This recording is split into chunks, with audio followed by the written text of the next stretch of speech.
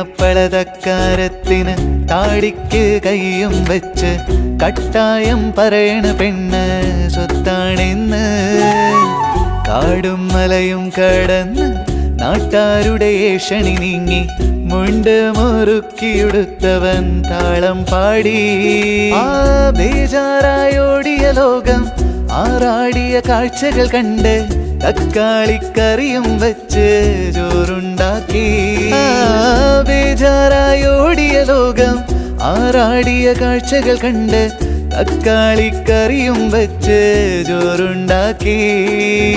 പൊയ്യപ്പളതക്കാരത്തിന് താടിക്ക് കൈയും വെച്ച് കട്ടായം പറയണ പെണ്ണ് സ്വത്താണെന്ന്.